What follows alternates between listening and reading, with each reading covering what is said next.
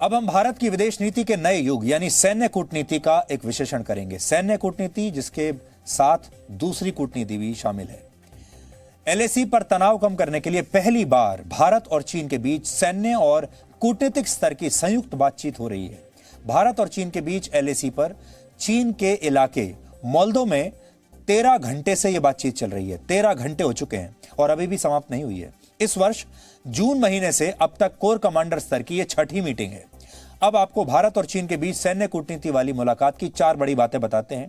यह बातचीत जैसा हम आपको बता चुके हैं 13 घंटे से चल रही है। जो भी कुछ होगा अब आपको कल ही पता चलेगा, आज तो बहुत देर हो चुकी है। लेकिन अभी तक जो हमें बातें पता चली हैं उसके बारे में आपको हम बताना चाहते हैं। इस मीटिंग में और इससे पहले की मीटिंग्स में भी चीन ने पेंगोंग झील से पीछे हटने से इनकार कर दिया है। इसलिए ऐसा लगता है कि अब दोनों देशों की बातचीत और लंबी खिंचेगी। चीन बार बार इनकार कर रहा है, हम पेंगोंग झील से पीछे नहीं जाएंगे, ऐसा चीन की सेना का कहना है। इस मुलाकात में भारत ने चीन से अप्रैल 2020 से पहले की स्थिति को बहाल करने के लिए कहा है, यानी चीन के सैनिक पीछे हटकर उस स्थान तक चले जाएं जहां पर वो अप्रैल 2020 में रहा करते थे। तीसरी बड़ी बात यह है कि भारतीय प्रतिनिधिमंडल में लेफ्टिनेंट जनरल पीजी के मेनन भी इस बार शामिल किए गए हैं। जनरल मेनन अक्टूबर से 14वीं कोर की कमान संभालेंगे और इसी 14वीं कोर के जिम्मे लद्दाख की सुरक्षा है। वर्तमान core commander general Harinder Singh का कार्यकाल अक्टूबर में समाप्त हो रहा है, लेकिन जो नए कमांडर आ रहे हैं वैसे तो वो अगले महीने आएंगे, लेकिन इस बातचीत में उन्हें पहले से ही आज शामिल किया गया है जिससे कंटिन्यूटी बनी रहे। चौथी बड़ी बात यह है कि पहली बार ऐसी बातचीत में विदेश मंत्रालय का कोई अधिकारी शामिल हुआ है। इस मीटिंग में सैन्य अधिकारियों के साथ विदेश मंत्रालय के संयुक्त सचिव नवीन श्रीवास्तव भी शामिल हैं, जो कि पहली बार ऐसा हो रहा है जब विदेश और रक्षा यानी विदेश मंत्रालय के अधिकारी के साथ सैन्य अधिकारी मिलकर एक साथ पीएलए के साथ मीटिंग कर रहे हैं।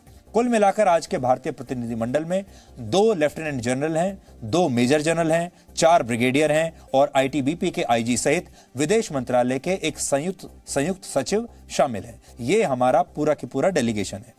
अब आपको आज की सैन्य और राजनीतिक बातचीत के 5 बड़े मतलब बताते हैं।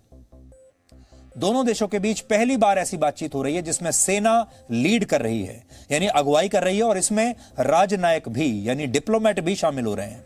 इसे आप नए भारत की विदेश नीति के न्यू रूल्स ऑफ एंगेजमेंट यानी नए नियम कह सकते हैं। इससे पहले सिर्फ सैनिक या जो कमांडर्स थे वही बातचीत करने के लिए जाते थे। इस बार विदेश मंत्रालय का अधिकारी भी गया है। इसी महीने की 10 तारीख को मॉस्को में भारत के विदेश मंत्री एस जयशंकर और चीन के विदेश मंत्री की मुलाकात हुई थी। आज की मीटिंग को मॉस्को में हुई मुलाकात का फॉलोअप कह सकते हैं, यानी वहां जिन 5 मुद्दों पर सहमति हुई उसे अब दोनों देश आगे ले जा रहे हैं। आज की बातचीत में शामिल संयुक्त सचिव विदेश मंत्रालय के संयुक्त सचिव नवीन श्रीवास्तव विदेश मंत्रालय में चीन डेस्क के प्रभारी हैं। चीन को बहुत अच्छी तरह से समझते हैं, चीन के बारे में उनकी एक्सपर्टीज है, यानी भारत और चीन के बीच सीमा विवाद के बारे में उन्हें पूरी जानकारी है। इसलिए उनकी उपस्थिति से बातचीत को किसी नतीजे तक पहुंचाने में मदद मिलेगी और जरूरत हुई तो ऑन द स्पॉट फैसले भी लिए जा सकते हैं। बातचीत में विदेश मंत्रालय के प्रतिनिधि होने का एक मतलब यह भी है कि तनाव कम करने के लिए भारत गंभीरता से कोशिश कर रहा है। भारत चाहता है चीन के साथ लगातार मीटिंग होती रहे ताकि दोनों देश किसी समाधान तक पहुंच सकें। आज की बातचीत को आप चीन के खिलाफ सेना और विदेश मंत्रालय का संयुक्त प्रयास कह सकते हैं। संभव है कि अगली बार होने वाली किसी कूटनीतिक मुलाकात में भारतीय सेना के प्रतिनिधि भी शामिल हो, यानी डिप्लोमेट्स की मीटिंग में भारत के सैनिक आ जाएं, सैनिक अधिकारी आ जाएं, यह भी हो सकता है। चीन में भी इसी फॉर्मूले का इस्तेमाल बहुत पहले से किया जाता है। हालांकि एलएसी पर पहले और अब की बातचीत में एक अंतर दिखाई दिया है। अब भारत ने भी एलएसी पर कई चोटियों पर कब्जा कर लिया है, जिससे चीन परेशान है। पहले जब कमांडर स्तर की बातचीत हुआ करती थी तो भारत चीन से यह कहता रह जाता था कि वो पुरानी स्थिति बहाल करे और अप्रैल 2020 की पोजीशन पर जाए, लेकिन अब चीन भी स्टेटस को बहाल करने की बात कर रहा है। भारतीय सेना का काम सीमा की रक्षा करना है और भारत सरकार का काम सीमा का सही तरीके से निर्धारण करना है। भारत और चीन के बीच 3,488 किलोमीटर लंबी एलएसी है, लगभग 3,500 किलोमीटर, लेकिन एलएसी को लेकर दोनों देशों के बीच कोई सहमति नहीं है। अब भारत सरकार इस विषय पर बहुत ध्यान दे रही है और उम्मीद है कि आने वाले समय में इसका सकारात्मक नतीजा आपको दिखाई देगा। आज की बातचीत में भी विदेश मंत्रालय के अधिकारी को शामिल करने का जो मकसद है वो ये है, सेना अपनी जमीन और अपनी सीमाओं की रक्षा कर सकती है, उसका काम है रक्षा करना, लेकिन सेना को यह तो पता होना चाहिए कि सीमा कहां पर है। सेना को यह तो पता होना चाहिए कि कौन सा इलाका चीन का है, कौन सा भारत का है। जब उसे यह पता होगा कि यह इलाका भारत का है तभी तो रक्षा करेगी। लेकिन अभी स्थिति यह है कि भारत की सेना को यह भी नहीं पता कि वो असल में वो सीमा है कौन सी, वो इलाका है कौन सा जिसकी रक्षा करनी है, क्योंकि वो इलाका और वो सीमा लगातार बदलती रहती है। एलएसी लगातार बदलती रहती है। आप ये समझिए ये फ्लोटिंग एलएसी है जो कि हर साल 2 साल में बदल जाती है।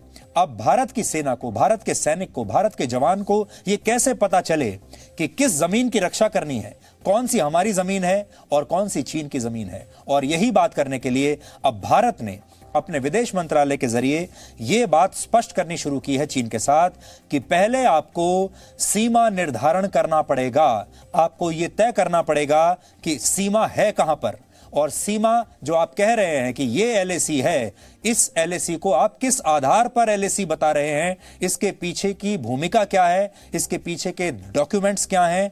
इसलिए एक नई स्ट्रैटेजी है भारत की, जिसमें भारत अब चीन से यह कहता है कि आप पहले अपनी सीमा को डिफाइन करिए, पहले बताइए तो सही कि आपकी सीमा है कौन सी और वो सीमा आपने कैसे तय की, इसके पीछे किसका दिमाग है। इसलिए यह एक नया युग है। चीन के साथ भारत का सीमा विवाद पंडित जवाहरलाल नेहरू के जमाने में शुरू हुआ था, जो आज तक सुलझा नहीं, और यही हाल भारत और पाकिस्तान के बीच चल रहे सीमा विवाद का भी है। भारत और पाकिस्तान के बीच 1947 में हुए बंटवारे की गलतियों को हम अब तक भुगत रहे हैं। तब बंटवारे की जिम्मेदारी ब्रिटिश सरकार के एक वकील सर सिरिल रेडक्लिफ को दी गई थी और सिर्फ 5 हफ्ते में उन्होंने नक्शे पर दोनों देशों का बंटवारा कर दिया। सोचिए, एक ऐसा व्यक्ति जो पहली बार भारत आया है, भारत के बारे में कोई जानकारी नहीं है, 5 हफ्ते में उसने भारत का बंटवारा कर दिया, पाकिस्तान बना दिया और भारत बना दिया। और जल्दबाजी में किए गए इस फैसले में कई बहुत बड़ी बड़ी गलतियां हुई। तब एक इंटरव्यू में सिरिल रेडक्लिफ ने बताया था कि तब पाकिस्तान के पास कोई बड़ा शहर नहीं था, इसलिए उन्होंने लाहौर शहर पाकिस्तान को दे दिया, सिर्फ इसलिए क्योंकि उसके पास शहर नहीं है।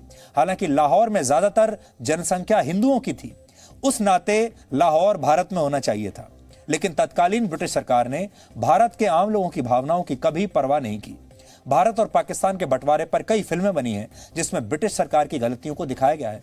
आज आपको एक फिल्म का वीडियो दिखाते हैं जिसमें भारत के तत्कालीन वाइसरॉय लॉर्ड माउंटबेटन और सर रेडक्लिफ के बीच संवाद हो रहा है। तो अंग्रेजों ने दुनिया में जहां जहां भी राज किया, उन देशों से जाने के बाद वहां वो हर जगह ऐसे ही सीमा विवाद छोड़कर गए, जिनकी वजह से ये सभी देश आज भी आपस में सीमा विवादों में बुरी तरह उलझे हुए हैं और भारत भी उनमें से एक है। भारत और चीन, भारत और पाकिस्तान, पाकिस्तान और अफगानिस्तान, बांग्लादेश और म्यांमार, भारत और नेपाल, इजराइल और फिलिस्तीन, ये सारे वो देश हैं जहां अंग्रेज बहुत गलत तरीके से बंटवारा करके गए हैं और ये देश आज भी उन गलतियों को भुगत रहे हैं। और चीन के साथ जो हमारी समस्या चल रही है, इसका आधार भी वही गलत फैसला है। आज जो बदलाव आप भारत की विदेश नीति में देख रहे हैं, उसकी रूपरेखा तैयार करने में भारत के विदेश मंत्री एस जयशंकर का एक बड़ा रोल है।